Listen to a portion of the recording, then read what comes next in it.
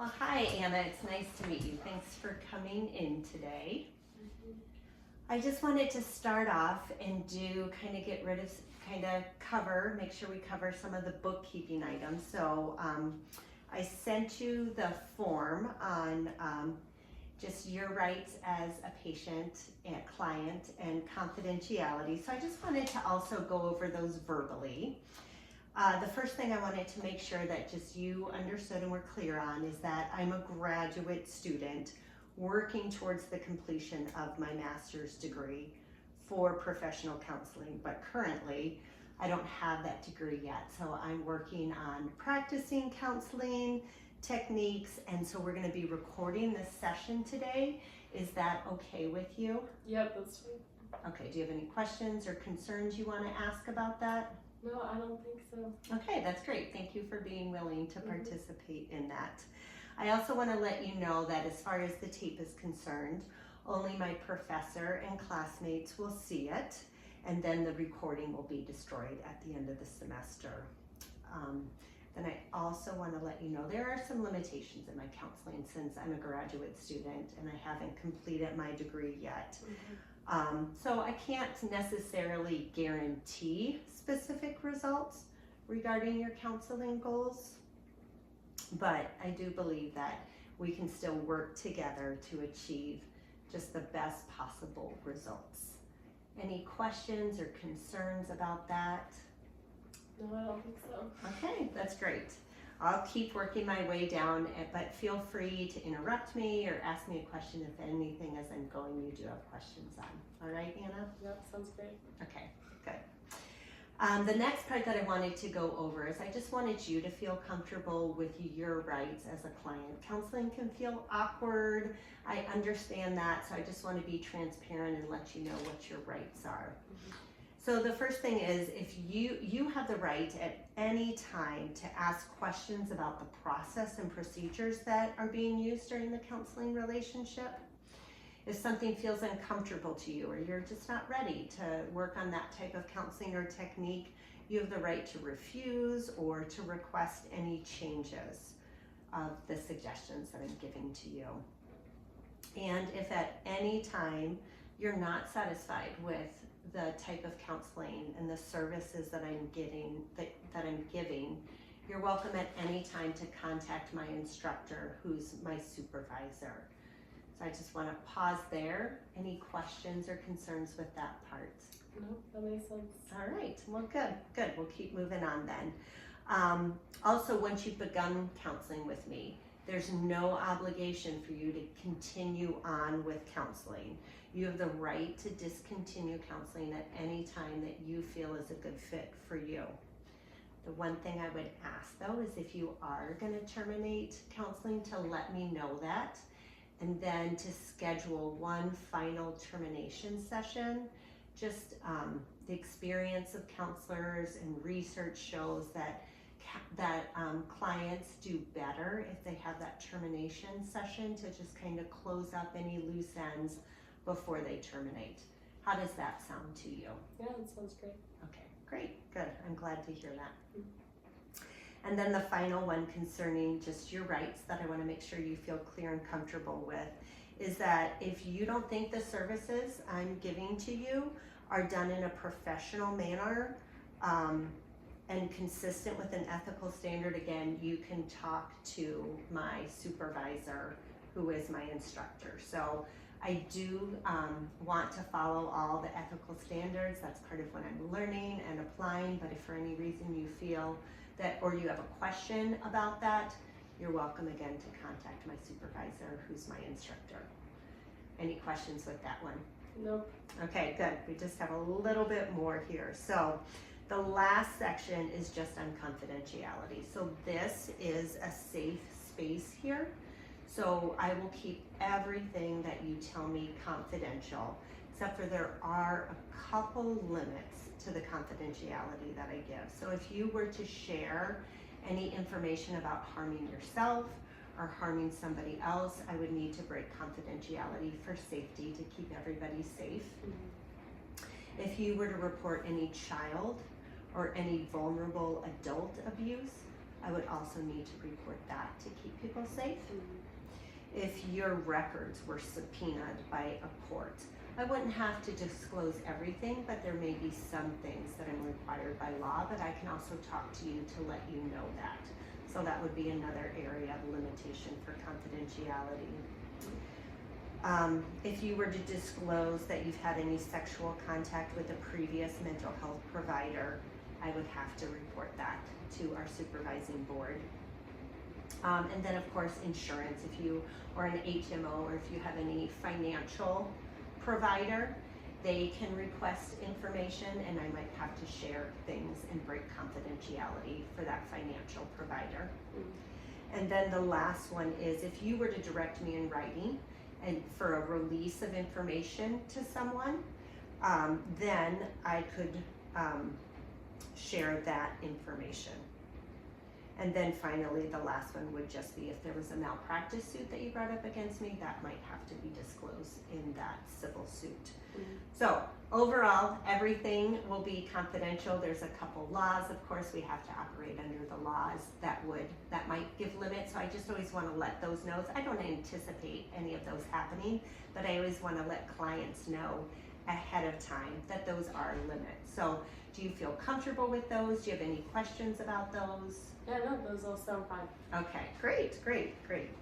And then again, just the final thing is want you to be aware that the session will be recorded and that the recording is really, they're evaluating me.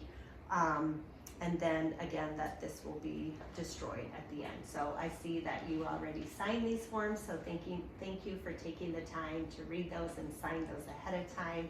I like to make sure you have them in written form, and then I just like to go over them verbally. So yeah, so if there's no other questions, we can go ahead and move on to the counseling session. Mm-hmm. Yeah, well, why don't you just tell me what brought you in here today?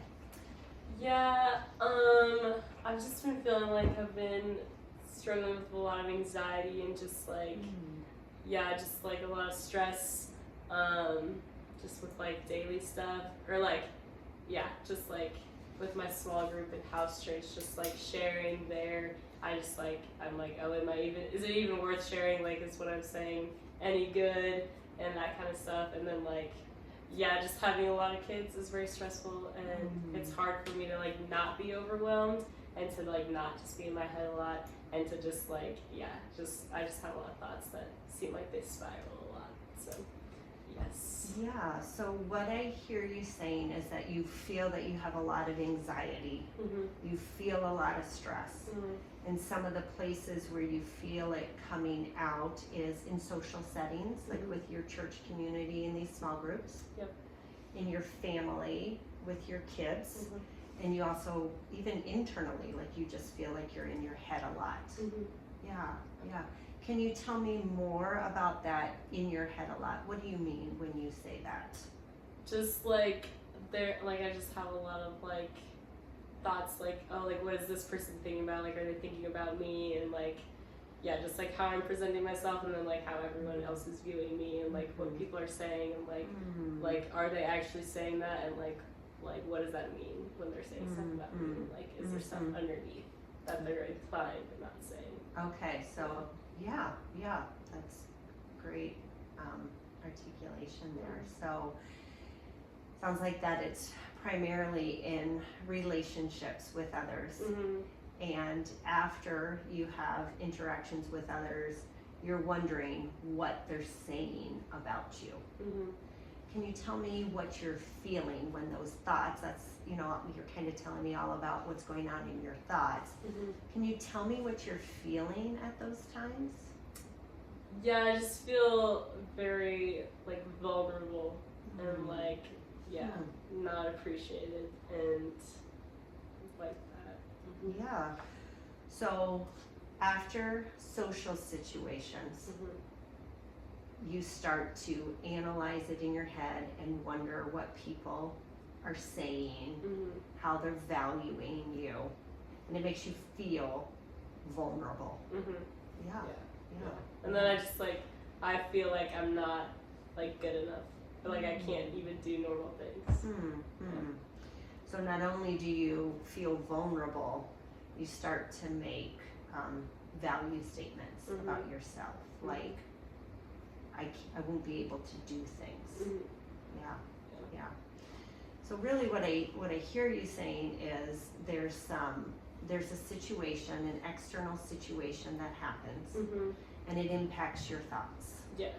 and then it starts to impact your feelings, where you feel vulnerable, and then it even impacts your behaviors, where you're like, I don't even think I can do anything now. Mhm. So is that right, that your thoughts, your feelings, and your behaviors are being impacted by this?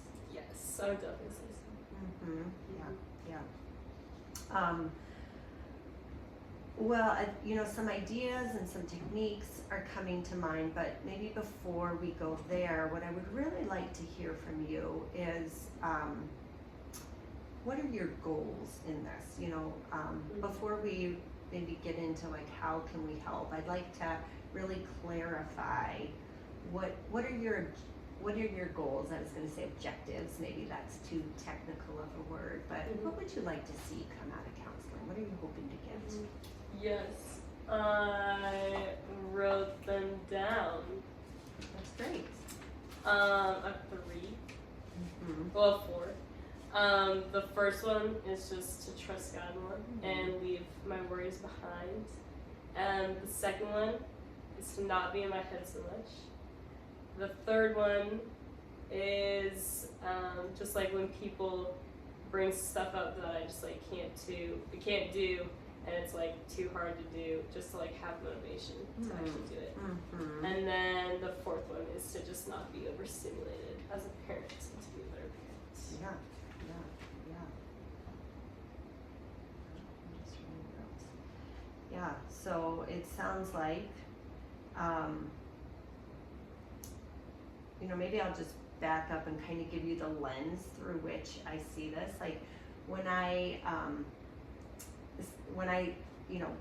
think of things for myself, when I think of things for others, really the lens that I'm looking through it is like what makes up the whole person. Mm-hmm. And maybe I'll just kind of bring in that assessment form that you filled out before you came in. I know you expressed in there faith. I've heard you mention it a couple of times even in our time about church and wanting to trust God more. So really when I think about the whole person, I think that there could be more, but basically, right, it seems like there's 4 parts to being human. Mm-hmm. There's this physical part, your physical body. I mean, we don't get a spirit, we don't have emotions, right, unless we have a physical body. The other domain of what it means to be human, besides being a physical entity, there's also the psychological, right? Mm-hmm. Your thoughts that you talk about, your emotions, your motivations, that's all in the psychological. Another domain would be like this social ethical, right? Interacting with others. What's right, what's wrong, what's not helpful, rights and wrongs may change from culture to culture, but the idea that there is something right and wrong tends to be ubiquitous. I mean, I'm sure we can find exceptions, but in general. Mm-hmm. And then finally, there's the spiritual side, again, which I've heard you mention and that you shared that you want to incorporate. And I share that because this is what I hear in your goals. I hear a spiritual side, that you want to trust God more. I hear a psychological part. You don't want to be in your head so much. Your motivation. And then I hear both a physical and a social part about just struggling with being overstimulated. Mm-hmm. And that being connected to your family and raising young kids. Mm-hmm. How does that land with you, just me sharing those different domains and that lens through which I'm seeing things? Mm-hmm. Yeah, no, that makes a lot of sense.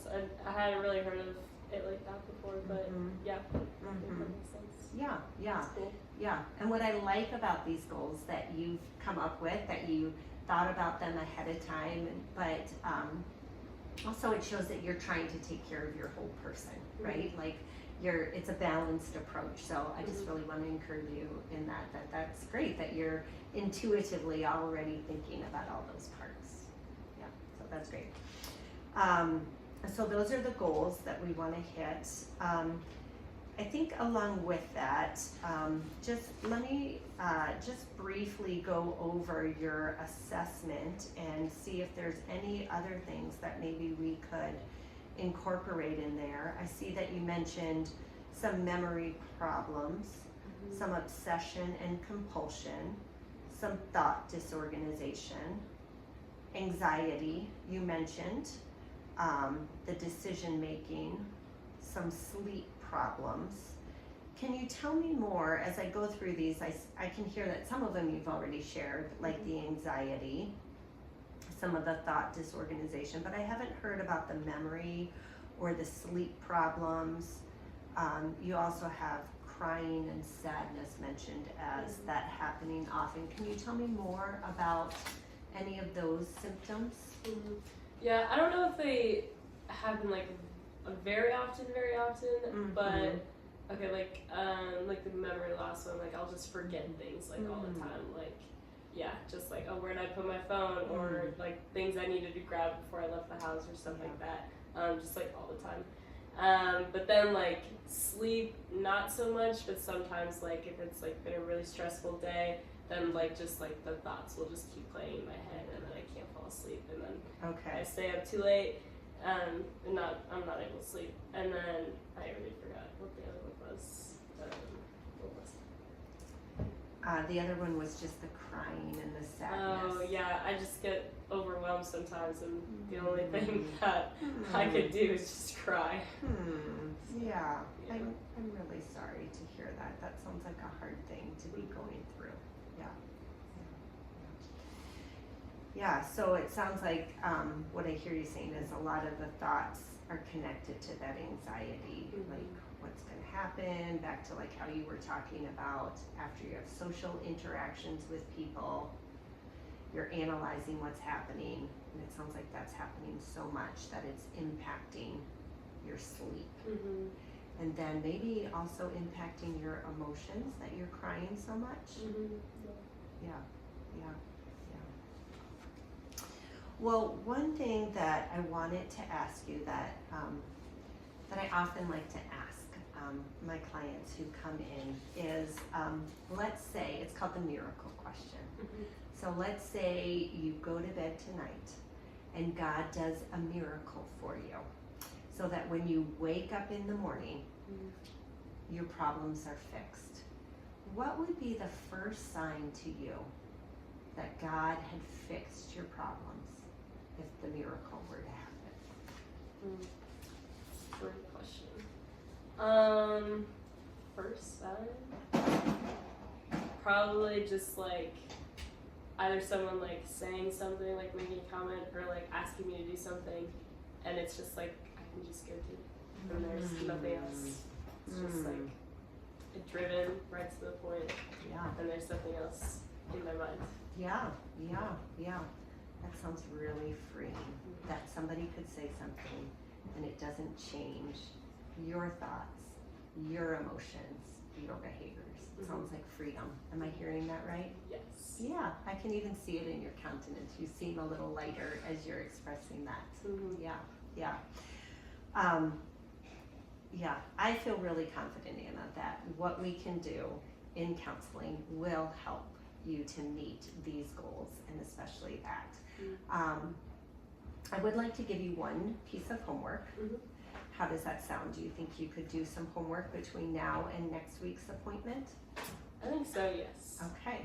What I would just like you to do is write down, keep a journal, and just write down different emotions that you're having and different thoughts that you're having. Just, if you can do it on your phone, or you can write it on a piece of paper. And then if you get time, see if you can determine, like at the end of the day, what were you maybe believing that was attached to that feeling or that thought that you had. And if you don't have time to attach the belief to it, you can just bring in the feeling and the thoughts that you were having, and we can try to talk about that together. So this is actually called an ABC journal. So feelings, affect is for A, the C, cognitions, is for thoughts. So you write down the A and the C, and then later you see if you can go back and see if there's a belief, like what's driving that. Mm-hmm. And hopefully we'll start there, and then maybe we can move towards getting to that miracle where you're able to have that freedom. How does that sound to you? Yeah, that sounds great, and it might end up being that I just don't have time to do the B, but Yeah. I think I can do the A and C. Yeah, and then you can bring it back and we can talk about it. Yeah, that sounds good. Mhm. All right.